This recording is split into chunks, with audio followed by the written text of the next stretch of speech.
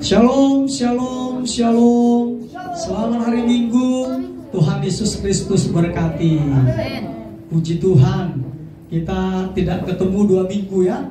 Ya, karena kami suami istri, Pagem, Bugem melaksanakan penugasan dari Tuhan Yesus untuk pergi mempelajari, menganalisa dan mendoakan gereja-gereja, yaitu 7 gereja yang terdapat atau yang tertulis di dalam kitab Wahyu pasal 2 dan pasal 3. Dan puji Tuhan, 7 gereja tersebut telah kita kunjungi.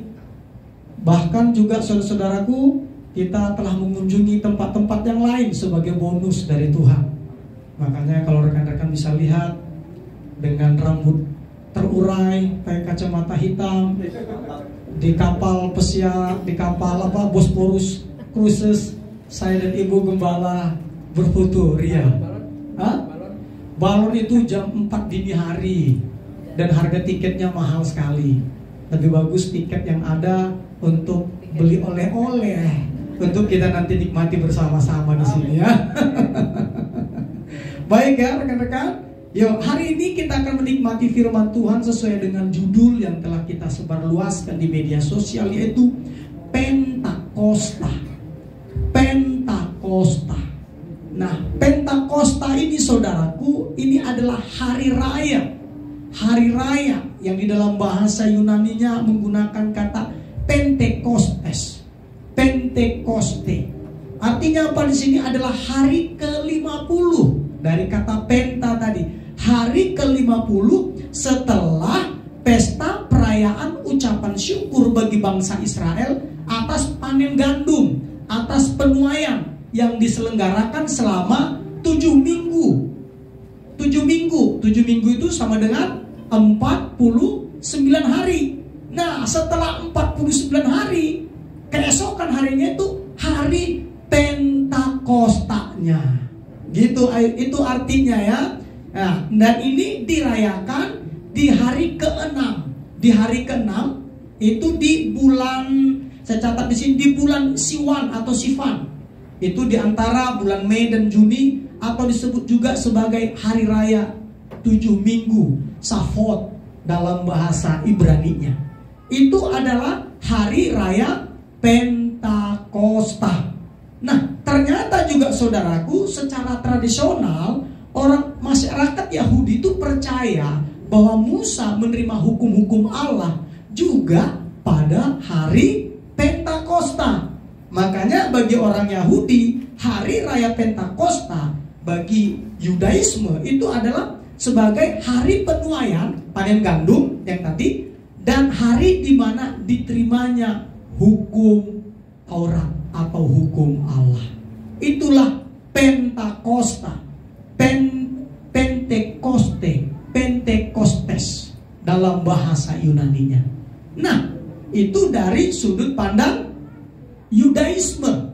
Nah, tetapi ternyata arti Pentakosta ini mengalami namanya isian baru, muatan baru, dan itu terjadi ketika Roh Kudus itu dicurahkan. Di sini saya baca ya, dicurahkan di dalam Kisah Para Rasul 2. Kisah Para Rasul 2. Makanya di sini saya catat hari raya Pentakosta bagi umat Kristen itu adalah hari yang sangat bermakna.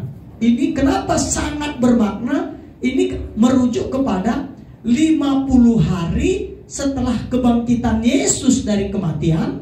Jadi Yesus Kristus itu selama 40 hari menampakkan diri. Itu Kisah Para Rasul 1 ayat 3, jelas sekali. Ya, Kisah Para Rasul 1 ayat 3 dikatakan menampakkan diri selama 40 hari. Setelah itu Yesus terangkat ke sorga. Setelah Yesus terangkat ke sorga, murid-muridnya apa? Mereka berkumpul di loteng Yerusalem selama 10 hari. Tadi kan menampakkan diri sebelum dia naik ke sorga selama 40 hari, menampakkan diri, menunjukkan, membuktikan bahwa Yesus hidup. Dia hidup, dan setelah dia terangkat ke sorga, dia naik ke sorga. 10 hari kemudian, setelah kenaikannya ke sorga, dicurahkanlah Roh Kudus. dicurahkanlah Roh Kudus. Dan ini adalah artinya apa? Ini artinya adalah penggenapan janji Tuhan Yesus kepada muridnya, dan juga janji atau penggenapan, apalagi menepati janjinya. Tuhan menepati janjinya bagi kita. Karena Yesus nanti ngomong, Matius 3 ayat 11, kita akan dibaptis dengan Roh Kudus. Begitu juga Yohanes 14 ayat 26, demikian ketika aku pergi nanti Roh Kudus turun. Begitu juga Kisah Para Rasul 1 dan Kisah Para Rasul pasal 2. Jadi ini artinya adalah bahwa Pentakosta di sini itu adalah hari di mana selama hari ke-50 setelah Yesus 40 hari menampakkan diri, dia naik ke sorga, dan 10 hari kemudian murid-muridnya berkumpul, dan persis di hari Pentakosta itu dicurahkan Roh Kudus. Ya. Nah, perlu juga rekan-rekan ketahui bahwa hari Pentakosta bagi orang Yahudi, tadi ada yang terlewatkan, itu adalah hari wajib bagi laki-laki Yahudi untuk pergi ke Yerusalem. Jadi ada 3 perayaan yang diwajibkan bagi laki-laki Yahudi. 3 kali setahun harus pergi ke Israel. Nah, ke Yerusalem. Tepatnya itu adalah, salah satunya adalah hari raya Pentakosta ini. Baik ya? Nah, oleh karena itu, apa nih makna Pentakosta bagi umat Kristiani? Apa maknanya? Nah, saya catat di sini saudaraku, makna pertama dari pencurahan Roh Kudus di loteng Yerusalem, Kisah Para Rasul 2 ayat 4. Silakan dibaca. Kisah Para Rasul 2 ayat 4. Ya, jelas sekali. Kita baca sama-sama. 1, 2, 3.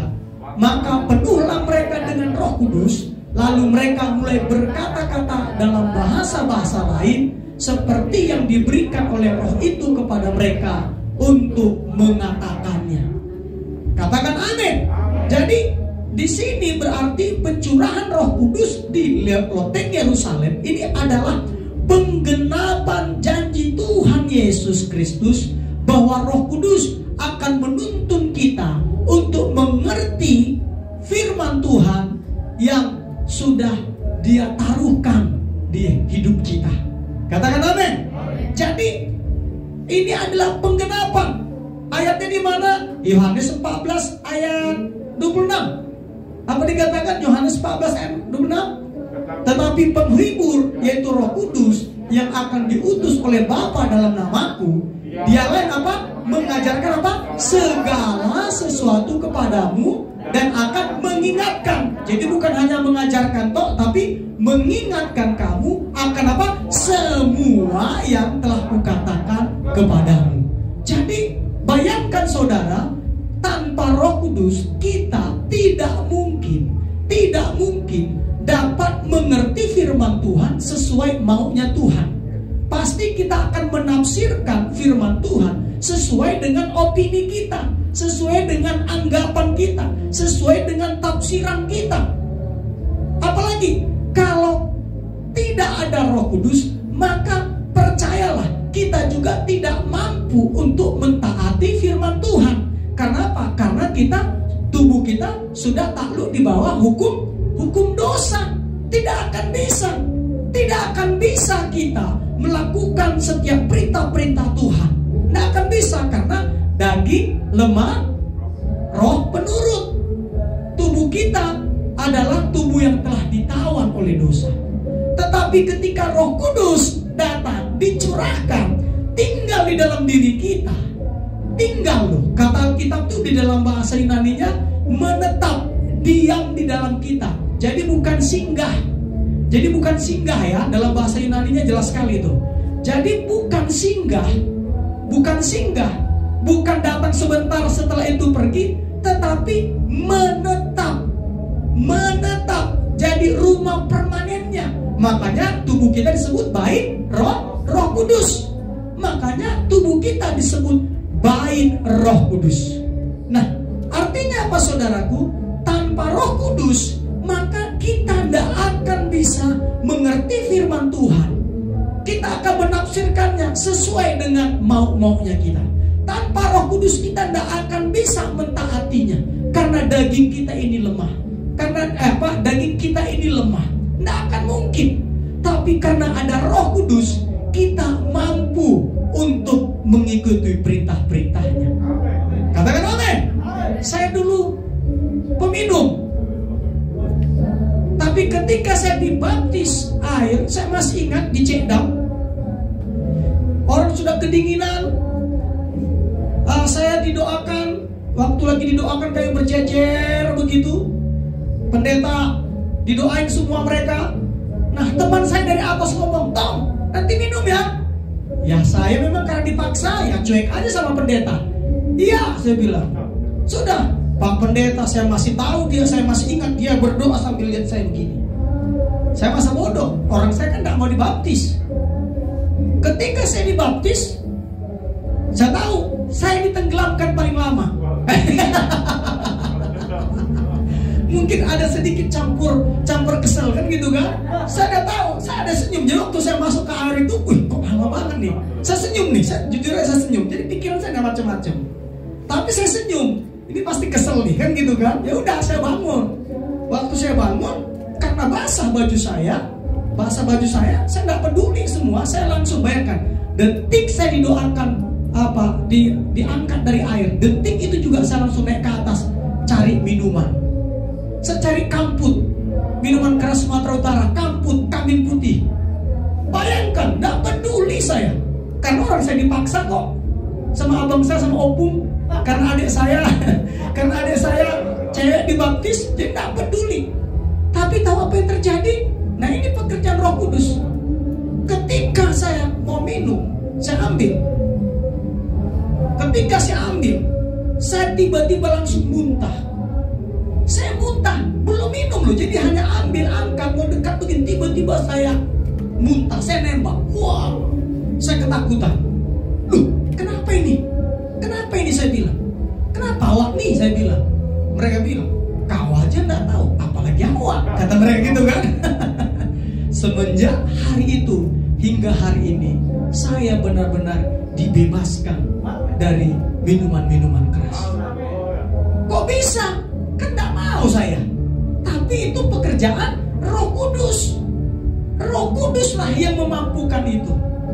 Roh Kuduslah yang memampukan itu. Roh Kuduslah yang memampukan kita untuk mentaati firman-Nya. Kalau enggak akan bisa. Percayalah. Makanya saya katakan pencurahan Roh Kudus itu adalah penggenapan janji Tuhan. Oh, saya lompat, itu sebenarnya poin kedua. Nggak apa-apa. Karena dari kemarin ceritanya saya tugas terus, makanya suara saya agak habis. Ya ampun, saya tidak ada istirahat untuk ngobrol. Maksudnya bawa firman dan sebagainya kemarin. Nah, ya, jadi jelas sekali adalah penggenapan janji Tuhan Yesus. Jadi Roh Kudus sudah dicurahkan. Jadi saya secara pribadi tidak sepakat dengan istilah Pentakosta kedua, Pentakosta ketiga. Pentakosta bagi orang Yahudi setiap tahun. Pentakosta bagi orang Yahudi itu setiap tahun. Safot tanggal 6 bulan Sivan, antara bulan Mei dan Juni. Itu setiap tahun. Tapi ada bilang Pentakosta kedua itu adalah di Asusastrin. Kawan, Yesus sudah menggenapinya di mana? Di loteng Yerusalem. Di Kisah Para Rasul 2 ayat 4 yang kita baca tadi.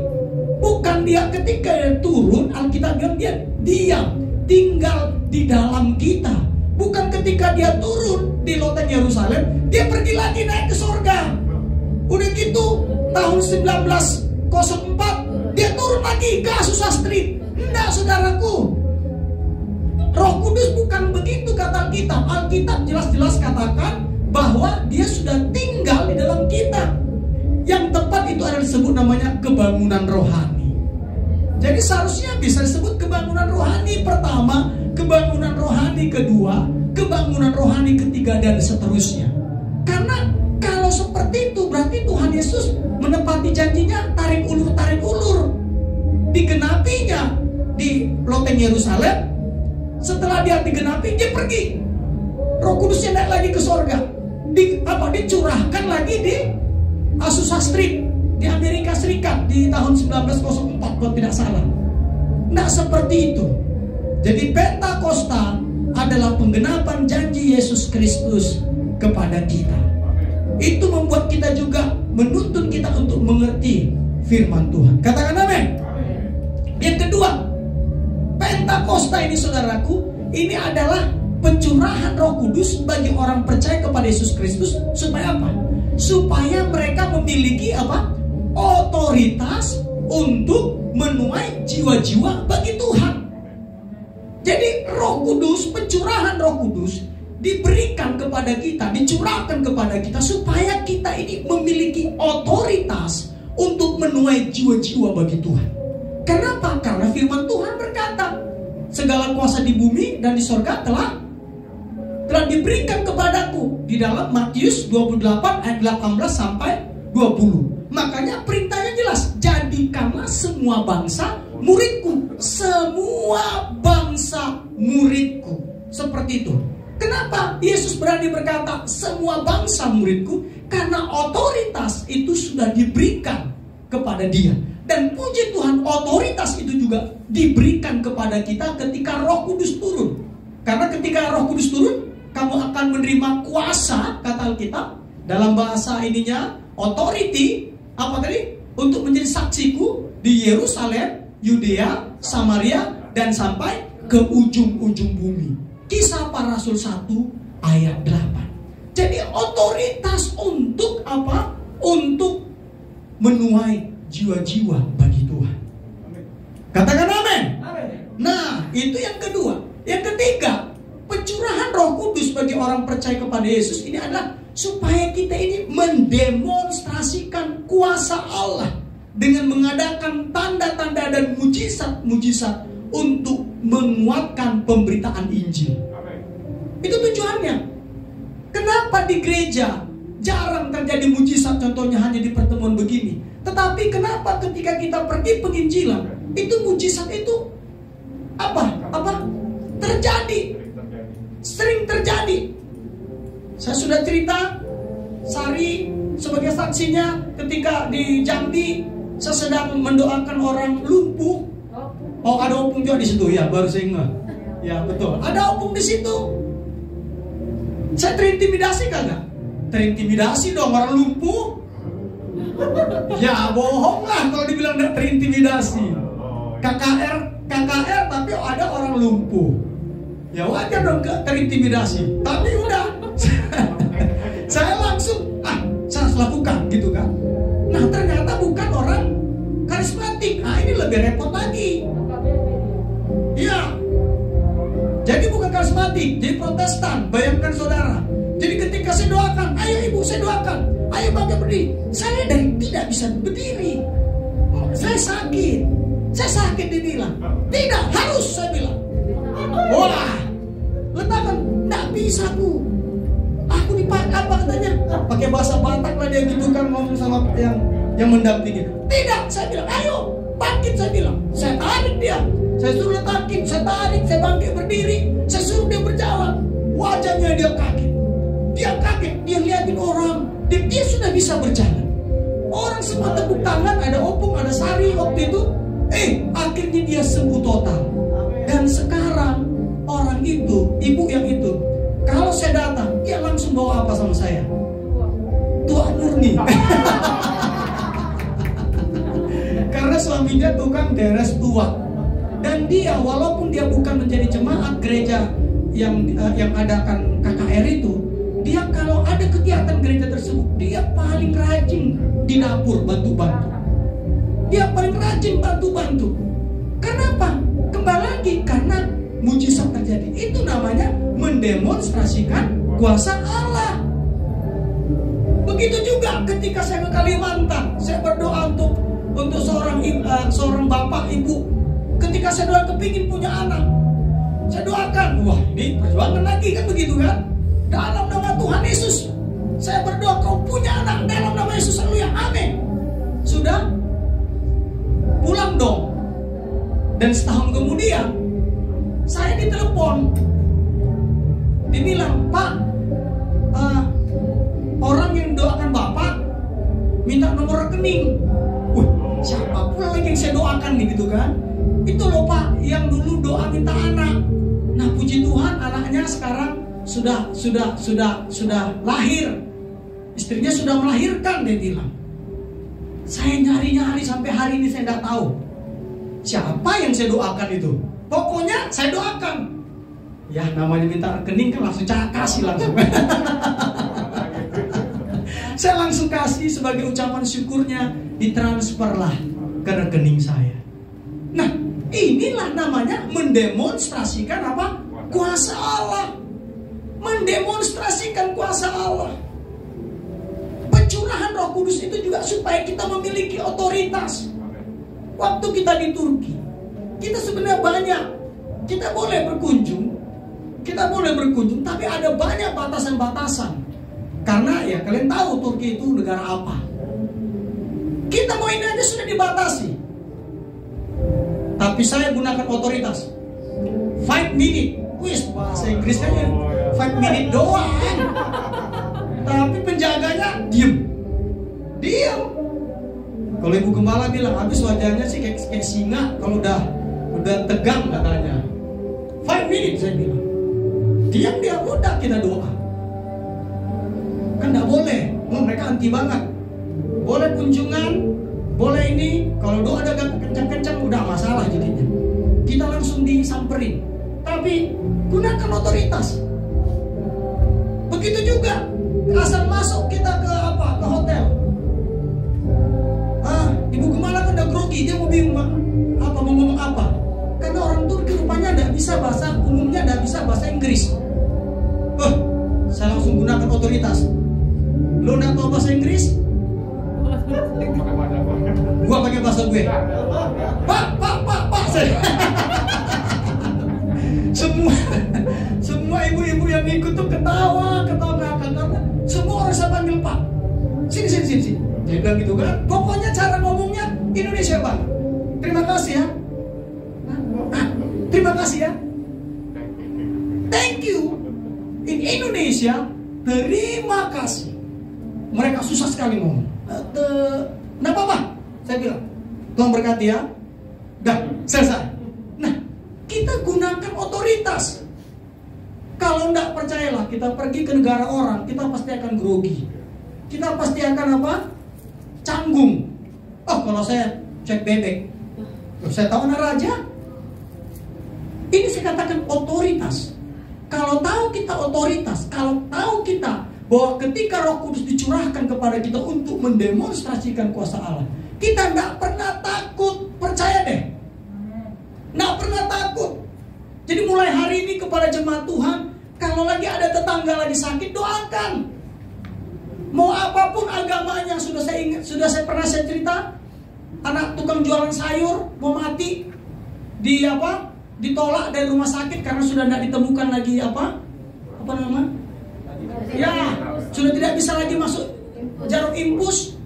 Hanya karena belanja saya, kok saya dengar ada suara rintihan anak-anak. Udah saya intip begini, anaknya kurus bang. Kenapa anakmu? Saya bilang, ini om ditolak dari rumah sakit, udah tidak bisa obat lagi ya, kami pasrah aja. Mau saya doain? Wah gitu dong. Tapi saya Kristen, tidak apa-apa om. Yang penting anak saya sembuh, dia bilang. Saya pulang dulu ke rumah karena saya disuruh belanja sama ibu gembala. Saya lupa beli apa, saya pulang, saya ajak ibu gembala. Saya doakan, saya olesi dengan minyak dalam nama Tuhan Yesus. Wah, kalau sudah doakan makin semangat saya. Gimana banyak orang di situ suara saya menggelegar. Di mana banyak orang di situ suara saya menggelegar. Saya berdoa dalam nama Tuhan Yesus. Engkau disembuhkan dia. Dia tidak ada tenaganya, kurus Pak. Bertahun-tahun kemudian ketika ketemu, dia langsung mau cium tangan saya. Dia kiranya saya ustadznya. Jangan mau cium tangan saya bilang. Baru dia cerita, om ini loh anak saya yang om doakan itu. Dipanggil. dipanggil nama anaknya, nama mereka. Sini, ini. Om ini yang doain kamu, dia bilang. Nah, kenapa? Karena memang Roh Kudus yang ada di dalam diri kita. Itu loh maksud saya. Jadi kita memiliki otoritas, kita dapat mendemonstrasikan kuasa Allah karena Roh Kudus yang ada dalam diri kita. Artinya apa? Lakukan, maka mujizat terjadi. Katakan amin. Karena memang kadang-kala harus melangkah dulu. Betul, kalau dari Mesir keluar, orang Israel keluar dari Mesir, memang harus dipukul dulu, terjadi dulu mujizat, baru jalan, baru melangkah. Terjadi mujizat dulu, baru mereka melangkah. Mujizatnya apa? Laut terbelah.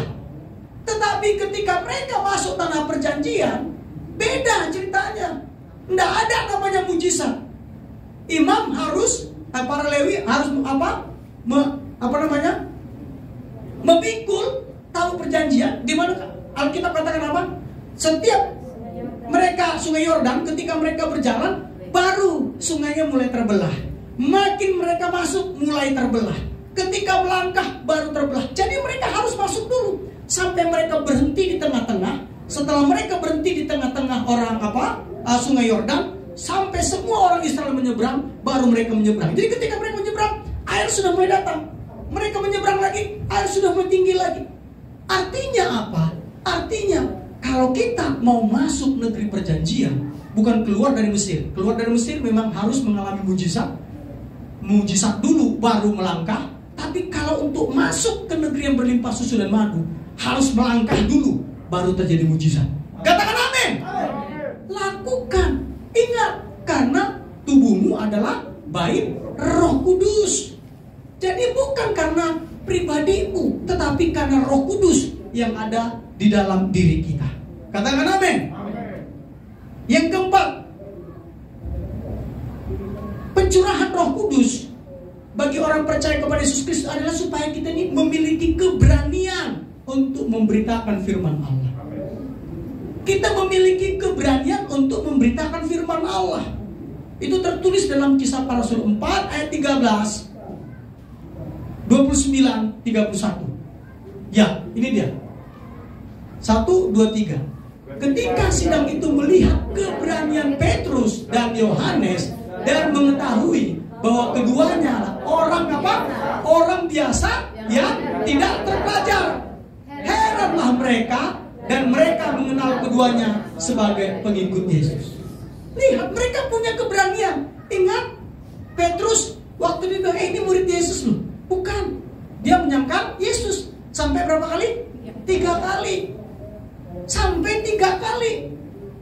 Ketika Yesus ditangkap, semua murid-muridnya melarikan diri. Mereka ketakutan. Tapi ketika Roh Kudus turun, lihat, di hadapan sidang, mereka berani berkata, mereka berani menghadapinya. Nah, kita pun seperti itu. Ketika kita menyadari bahwa Roh Kudus yang dicurahkan atas hidup kita dan tubuh kita menjadi baitnya, tempat kediamannya, kita harus memiliki keberanian. Itu ciri-cirinya. Kalau masih takut, repot kita. Ayat yang ke-29-nya dari 4 ayat 13 29. Apa dikatakan? Ini doa mereka. 1, 2, 3. Dan sekarang ya Tuhan, lihatlah bagaimana mereka mengancam kami. Lihat, mereka diancam. Dan berikanlah kepada hamba-hambamu apa? Keberanian untuk memberitakan firman-Mu. Mereka minta keberanian untuk memberitakan firman-Mu. Ayat 31. Dan ketika mereka sedang berdoa, goyanglah tempat mereka berkumpul itu, dan mereka semua penuh dengan Roh Kudus. Lalu mereka memberitakan firman Allah dengan berani. Dengan berani. Jadi dengan berani. Ini poin yang keempat. Yang kelima, karena saling bersangkut paut. Yang kelima itu Roh Kudus. Pencurahan Roh Kudus bagi orang percaya itu adalah supaya kita ini memiliki kata-kata hikmat. Kata-kata hikmat. Sehingga tidak dapat ditentang atau dibantah lawan-lawan kita. Itu kata Alkitab. Nah, kenapa ini sering sekali orang berkata demikian? Wah, harus berhikmat dong. Wah, harus berhikmat. Susunannya salah. Susunan ini saya susun dengan seksama. Itu karena pertama dibilang keberanian. Baru mereka heran karena mereka adalah orang biasa yang tidak terpelajar. Udah orang biasa tak terpelajar pula karena mereka adalah nelayan. Udah orang biasa tak terpelajar pula. Jelas sekali. Jadi banyak orang harus berhikmat dong. Padahal gara-gara untuk menutupi ketakutannya. Hanya untuk menutupi ketakutannya. Kalau kita enggak, kita harus berani. Setelah berani, kita juga minta hikmat kepada Tuhan. Jangan dibalik. Percayalah. Kalau kita bilang berhikmat, kita tidak akan melakukan apa-apa. Kita akan dicengkram oleh namanya rasa takut. Makanya saudaraku, saya masih ingat ketika saya di perahu wisata di Bangkalan Madura. Saudara, ketika itu saya cerita tentang Yesus. Bapak ini, oh iya saya percaya bla bla bla bla bla, dia bilang. Wah, saya ceritakan tentang Yesus. Udah, karena nggak bisa dijawab dia marah. Jadi ternyata dia bekerja di pantai itu, bawa perahu wisata, tapi ternyata kepala desa. Dia bilang, sampean, pokoknya ngomong sampean apa? Apalah pakai bahasa gitu. Saya ini kepala desa, dia bilang. Saya ini anak ini yang sekolah mereka gitu. Saya bilang dalam hati, emang kau sekolah kenapa? Gitu kan? Saya bilang, Pak, saya hanya menyampaikan kebenaran. Bapak terima, puji Tuhan Bapak terima juga tidak apa-apa. Waktu bodoh dia ngomong, tidak apa-apa saya bilang. Saya ngomong apa adanya. Yang lain udah takut, ada seperti kucing kesiram sama air di perahu. Kalau saya enggak, saya lanjutin. Buktinya hidup tuh saya. Pulang juga tuh dari Madura. Jadi gembala di sini. Nah, artinya apa saudaraku? Kita ini harus memiliki keberanian. Kita harus memiliki hikmat. Nah, kalau hikmat ini firman Tuhan katakan itu di dalam Markus 13 ayat 11. Markus 13 ayat 11. Kita baca sama-sama 1, 2, 3. Dan jika kamu digiring dan diserahkan, janganlah kamu khawatir akan apa yang harus kamu katakan, tetapi katakanlah apa yang dikaruniakan kepadamu pada saat itu juga. Sebab bukan kamu yang berkata-kata, melainkan Roh Kudus. Roh Kudus. Satu lagi, Lukas 21 ayat 14 sampai 15.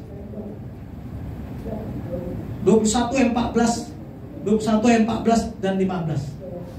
1, 2, 3. Sebab itu tetapkanlah di dalam hatimu, supaya kamu jangan memikirkan lebih dahulu pembelaanmu. Sebab aku sendiri akan memberikan kepadamu kata-kata hikmat, sehingga kamu tidak dapat ditentang atau dibantah lawan-lawanmu. Jelas sekali. Jadi kita memiliki keberanian. Kita juga saudaraku, itu adalah memiliki kata-kata hikmat. Itulah Roh Kudus. Berikutnya apa lagi? Yang keenam. Yang keenam itu saudaraku, kita juga mengetahui, kita diberitahukan hikmat untuk menghadapi hari-hari ke depan. Kita diberitahukan karena dia akan mengajarkan segala sesuatu. Ingat firman Tuhan, tidak ada keputusanku tanpa kulakukan tanpa kuberitahukan terlebih dahulu kepada nabi-nabiku, kepada umatku. Tuhan bilang gitu. Makanya ada satu hamba Tuhan yang saya kenal. Dia tidak terlibat di dalam pelayanan secara ini begitu, tapi dia diberkati sekali secara materi. Nah, saya cari apa bisnisnya, tahu, bisnisnya saham. Jadi dia dikasih Tuhan hikmat main saham. Jadi boleh dibilang dia tahu apa yang nanti yang naik, apa yang lagi turun. Diberitahukan sebelumnya kapan waktunya rilis, kapan waktunya ditahan. Wah, ini bahasa saham nih ceritanya. Gimana nih? kapan waktunya dirilis, kapan waktunya ditahan. Nah, hamba Tuhan ini saudaraku, itu pekerjaannya. Weh, rumahnya besar. Pasti sudah tahu rekan-rekan, beberapa orang pasti tahu rumahnya besar sekali. Lebih besar daripada rumahnya ini artis yang botak. Lebih besar. Karena mereka satu komplek. Luar biasa. Dan semalam cerita lagi, ada hal-hal yang aneh. Dia cerita ke saya, dapat mimpi tentang ini, tentang bunga kehidupan. Akhirnya ya saya cerita, itu berarti Bapak mau dapat hadiah tuh. Nah, dia cerita sedikit. Dia nih hari-hari ini dia dapat hadiah. Udah lama katanya tidak seperti itu. Hari ini dia dapat hadiah. Ada yang kasih mobil. Wah, ini luar biasa. Gitu. Puji Tuhan, kami kecipratan. Dikirim Jeko 2 lusin. Nah, ini karena apa? Hikmat.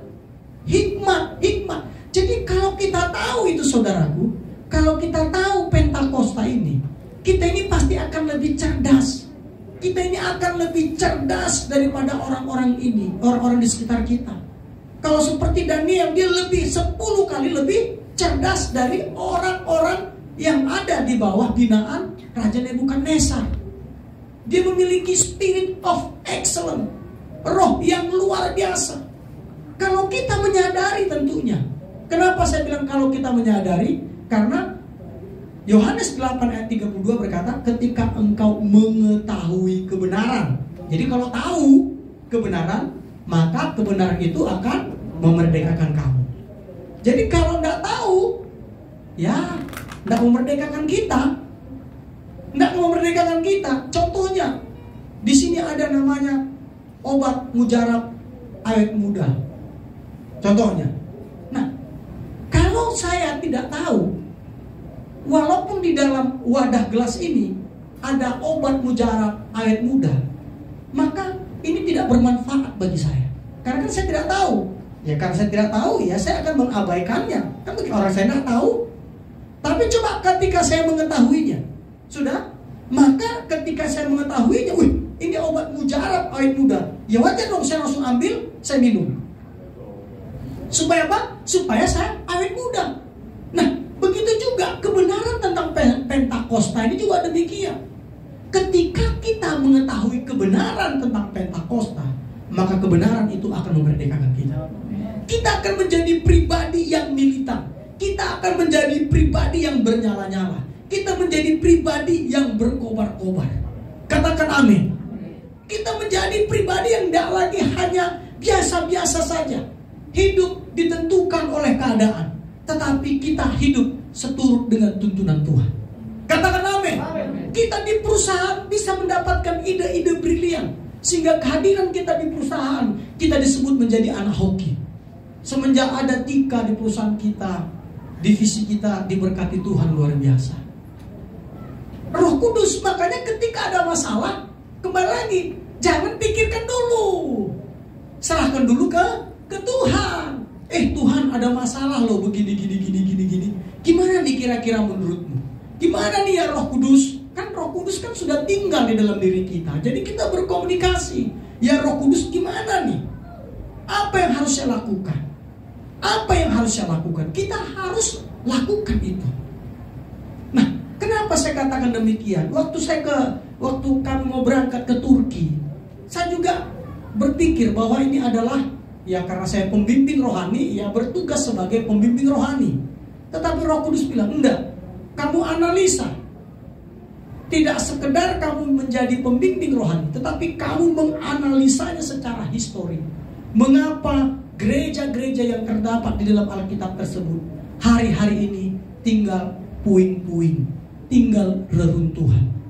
Akhirnya saya cari,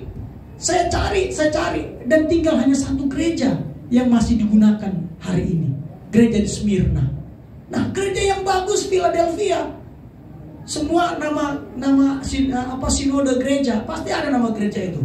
GBI Philadelphia, GPDI Philadelphia, GPIB Philadelphia, GPID Philadelphia, gemit, Philadelphia, gemim, Philadelphia. Ini udah saya lihat-lihat dulu ya, pasti banyak nama Philadelphia. Kok nggak ada ya nama gereja Smyrna ya? Kenapa nggak ada yang namanya gereja di Smyrna? Nah, gereja di Smyrna ini yang ada. Kenapa? Karena mereka setia sampai mati. Wahyu 2 ayat 10. Itu adalah gereja Smyrna. Jadi mereka ada hingga hari ini. Nah, saya jadi akhirnya diajarkan oleh Tuhan untuk mencari secara histori. Kenapa gereja-gereja ini hancur? Kenapa tinggal puing-puing? Ternyata saudaraku, saya kasih bocoran hanya 2 aja. Pertama itu adalah karena perpecahan gara-gara doktrin.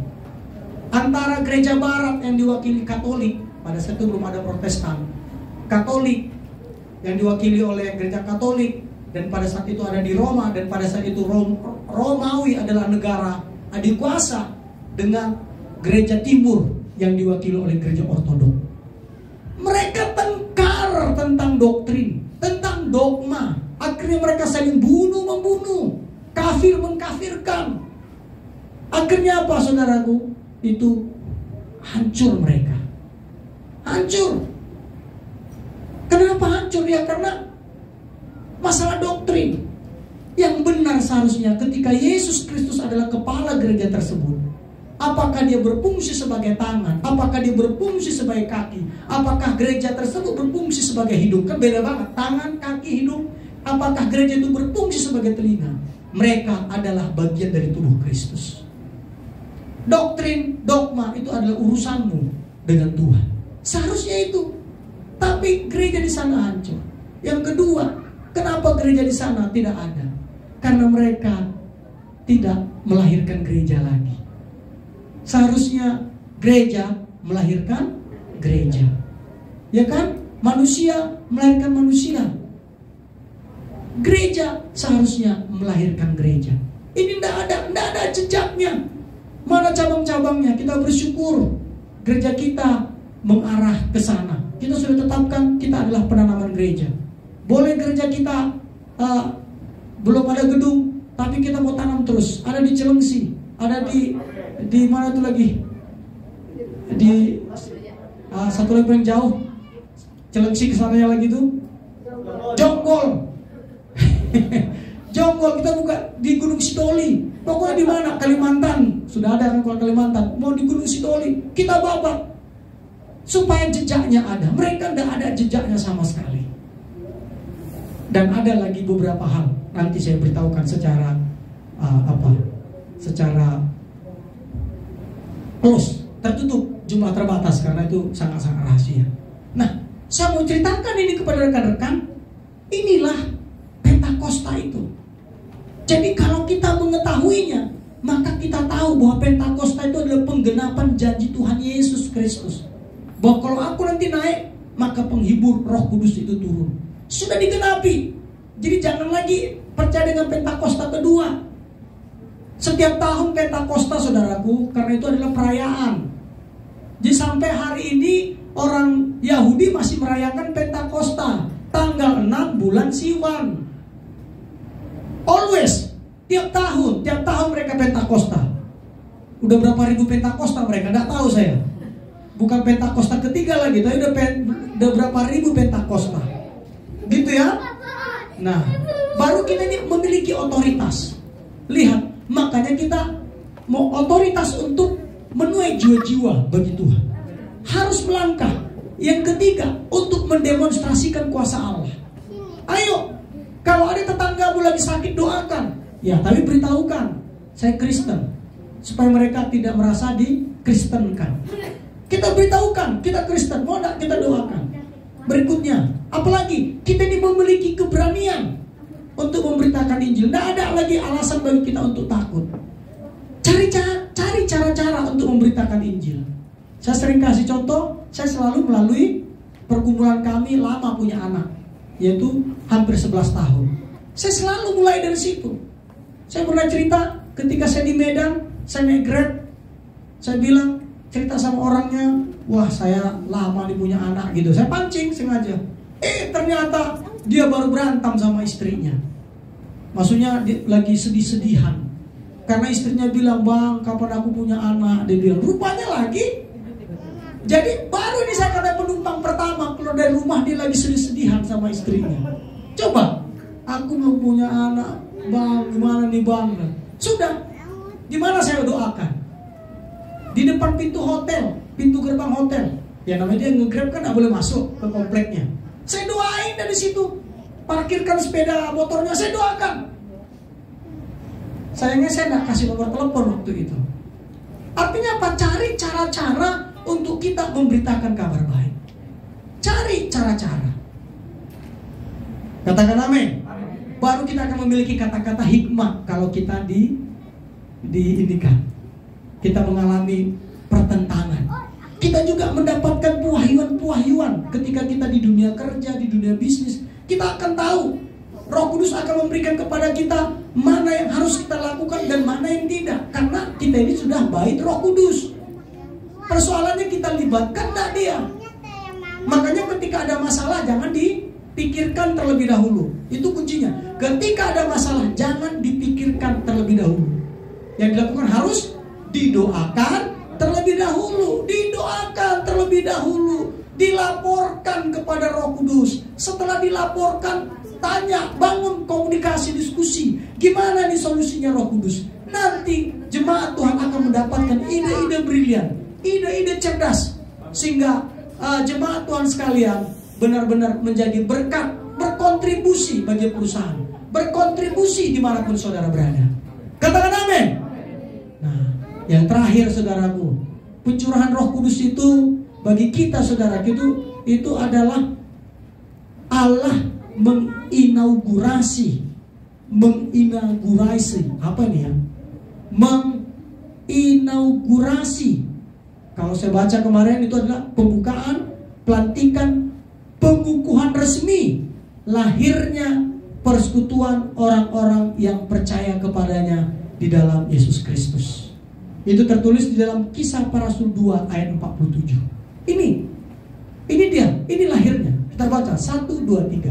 Sambil memuji Allah, dan mereka disukai semua orang, dan tiap-tiap hari Tuhan menambah jumlah mereka dengan orang yang diselamatkan. Katakan amin. Nah, ini menjadi indikator. Kalau kita disukai oleh orang, berarti hidup kita selaras dengan Tuhan. Tapi kalau lebih banyak orang benci kita, berarti hidup kita sudah bermasalah. Ya betul, orang dunia membenci kita. Betul kata Alkitab, tetapi ingat, kalau lebih banyak orang membenci kita, berarti kita belum hidup selaras dengan tuntunan Roh Kudus. Tapi kehidupan kita menjadi berkat bagi orang. Ada beberapa yang tidak suka, tidak apa-apa. Yang penting kita menjadi berkat. Katakan amin. Jadi ini adalah lahirnya saudaraku gereja-gereja. Makanya ada gereja. Makanya di sini saya catat, tanpa pencurahan Roh Kudus tidak mungkin ada gereja. Saya ulangi, tanpa pencurahan Roh Kudus tidak mungkin ada gereja.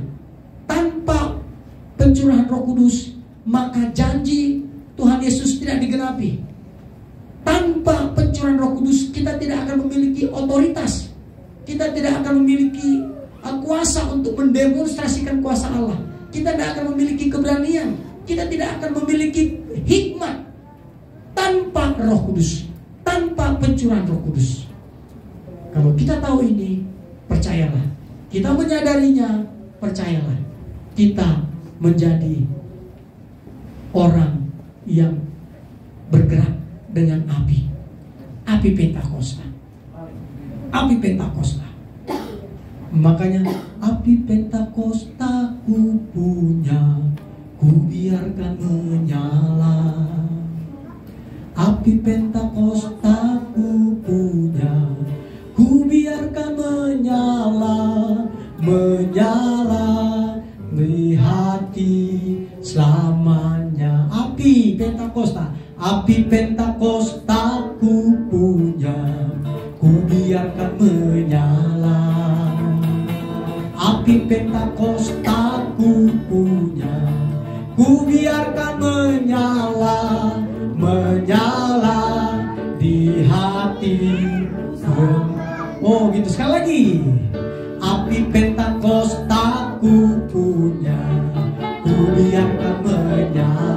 bagi berdiri.